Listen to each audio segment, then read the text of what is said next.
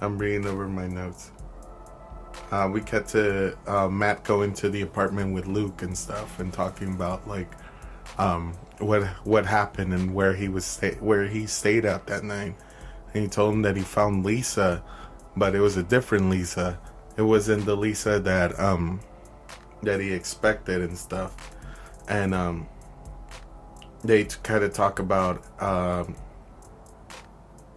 everything, and he's like, yo, well, like since I found Lisa, like I'm just gonna leave to China and stuff.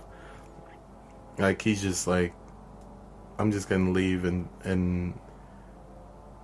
they're kind of like, he's like, oh, like Luke was like so impulsive about like, oh no, at least stay so we could see, you could see Alex or meet Alex, you know, she's performing tonight. And then we cut to I think we got to Alex, or sorry, prior to that we got to Alex and Luke going on a date. Mm-hmm. And Luke kind of like being a dick, or no, he was just like, yo, like I take you on dates, I do all this shit for you, and like you don't receive me anything, like she's giving him the cold shoulder. Yeah. And it's because she's in love secretly with Matt, yeah, who is his best friend. She's using basically she's using his best friend as a way to get closer to Matt. Yeah, manipulating everything. Yeah. And then we cut to the scene where actually Lisa, we find out how Lisa actually met Alex, mm-hmm. which they were neighbors. And I guess she was getting into a fight with a boyfriend, mm-hmm. Kind of crossed over to her apartment, mm-hmm. and just chilled there. And you can kind of see how their friendship kind of blossomed and stuff. And so she has a recorder, and Lisa's kind of encouraging Alex to kind of practice her lines, mm-hmm. So she could get on stage and stuff. And she's like, well, you want to be an actress? Like, how hard is it? And Lisa effortlessly like recites the play and stuff, and you could just you had Alex recording her the whole time, and they were trying to look back at the film, but it couldn't play the audio. I think it wasn't working or something. So then they were like, she's like, oh, do you know where you can fix it? And right away Alex was like, oh yeah, I know where we could fix it. And then we cut to the scene where they're walking up to the video store. And Alex is like, oh, like I have a crush on this guy. And Lisa is like, oh, you little slut, like blah blah blah, like talking shit to each other. And she's like, yeah. She's like, but he doesn't know I exist. And so she kind of was like, oh yeah, like we'll have the courage to go talk to him. So she goes to the video store, and she sees Matt actually looking at her camera, and seeing the previous scene that we saw, where we saw her projected on all the screens in the video store. Mm-hmm. And we see him smirking about watching that, and we see her kind of smirking at him, and he points the camera outside of the window, and he gets a glimpse of Lisa. And that's where like the original scene starts playing off, where Alex kind of looks at he's like, well, what is he pointing at? And he looks at the screen, and she looks at that direction, and it's actually Lisa that he's staring at, and he's smirking. So she kind of gets discouraged by watching that, mm-hmm. and you feel her heart breaking at that moment. So I kind of like those like scenes where we kind of go back and we kind of understand, and we have clues as to what's going on. Yeah, it's a movie about perception. Yeah. You know, and it plays with that. And you'll see you see the story from the point of view of Matt, and then it jumps over to like the point of view of Alex, and how she was kind of doing the same thing that he started out with Lisa, but it ended up not working out for her, and he fell for her friend. Yeah. And so we start to unravel this whole big like scheme from Alex to kind of secretly break up Lisa and Matt so she could get closer to him. Yeah, because we even seen, I think after the scene we kind of come back to it. We got to come back to her performance and everything, and Matt kind of throwing away the key. Mm-hmm. And Matt's like, he's at the airport and everything, and he's about to leave, but then he walks back out where Lisa's coming in. I think in, right? In? Was it in or out? No. He throws away the key, and then he walks and grabs the key again. Mm-hmm. And then he's like goes back to Luke, because I think the what's her name was performing that night. Mm-hmm. Alex. Yeah. As soon as Alex sees Matt coming down the stairs and like... Yeah, because she's in the middle of the performance, and Matt gets there. Because at first he's like, no, I don't want to go. I think I gotta catch my flight, and I don't want to be late. But then Matt, being a good guy, because it meant a lot to Luke for him to come, he ends up going to the play for Shakespeare where Alex is performing. But we also have to say Alex is in full makeup, so you can't really see who she is. So Matt doesn't really realize that it's Alex, the imposter, mm-hmm. the imposter Lisa, right? And so he sits down he sits down with Luke, and they watch the performance, and then luckily for Alex, or the imposter Lisa, he leaves before they have to interact, before Luke gets a chance to kind of introduce them for the first time. So then I think we get another flashback to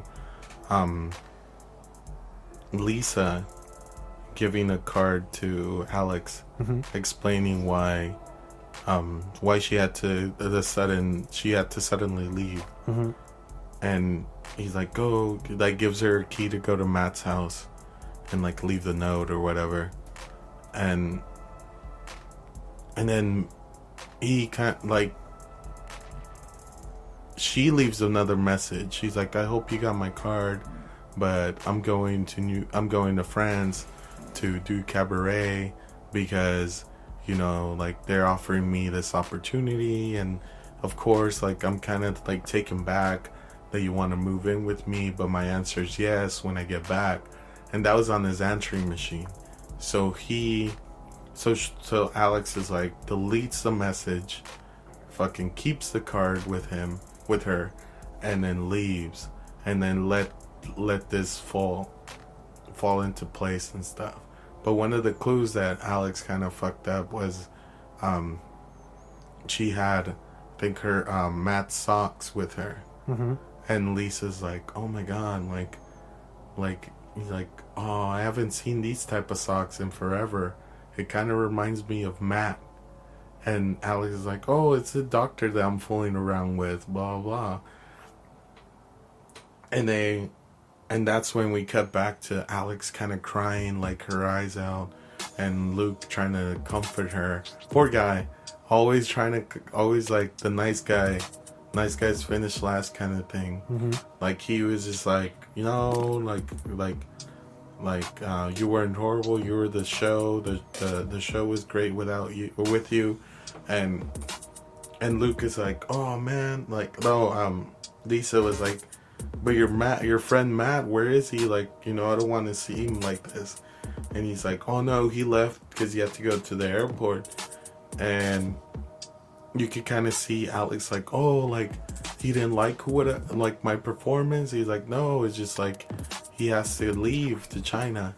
So you could see finally like the guilt of what her entire plan is kind of weighing down on her, and she feels bad. She feels bad for Luke, she feels bad for Matt, she feels bad for Lisa, and she's like, what kind of person am I, and that's why she's like, just leave me alone. She won't let Luke inside, and he's still like trying so hard to just be a good person to her. And it sucks because she has this huge lie that doesn't allow them to have that connection. I think that they finally sleep together this night. Yeah, he says something like basically just kind of how do you say, like, just buttering her up, just saying all the right things, and she's lonely, and she's like, you know what, like, let me go for this, and then they finally they do it or whatever, and then right after Matt calls Luke while he's in bed with the imposter Lisa or Alex, and then she gets freaked out because she gets a phone call. He's like, hello? I'm like, oh, hey, is Luke available? And she gets freaked out. He's like, who's this? Yeah. And she gets freaked out and throws the phone at Luke. And then Luke and Alex kind of have this conversation. He's like, oh, like I'm gonna go back to the crazy girl. He's like, I'm gonna go back to the crazy girl's house. Like, and then you're like, she overhears the conversation that's going on with the dude gentleman, and she's like, well, I gotta get starts dressing, and she's like, come on, baby, like, I'm gonna make you my famous dad's breakfast. And she was like, she just leaves. No, I gotta fucking leave. Blah blah. It's funny because it's like her feelings are getting hurt because these guys are kind of talking trash on her, not knowing that she is the crazy girl. Yeah. So it's like kind of it gets a little complex there, and then she kind of just leaves Luke's house, not saying anything, and she goes back to Lisa's apartment, right? Yeah. Or what he thinks is Lisa's apartment. And I think the next scene is Lisa actually goes back to the restaurant or the hotel. Yeah, the bar, hotel, or the bar in the hotel, and she's like, oh, like, because she has a note that she's like, oh, like, somebody left this silver powder case, for you, and he left the number. And he's like, because Matt had because he goes back to the bar, the restaurant that he had thought that he had seen the real Lisa, and he tells the bartender, I found this, if you see this this girl that looks like this named Lisa, can you please give her this note and this contact mirror for me or whatever. And so she comes in, and the guy does kind of like as instructed, and then she's like, oh shit, like there's something wrong here, Yeah, and he calls up Luke's number, and he's like, wait, he's like, which Lisa is this? And then she's like, pardon me? Like, I mean, like, what Lisa? What, he's like, Lisa, yeah. And he's like, yeah, Matt's not here, but he'll be here in a couple of minutes. If you want, I could have him call you back. And she's like, oh, okay. But at this point, like, Alex is rushing over to go see Matt, but she calls Lisa, and Lisa's kind of like, yo, like, I think Matt's back. Like, he's like, he found my case, like, I wanna meet him.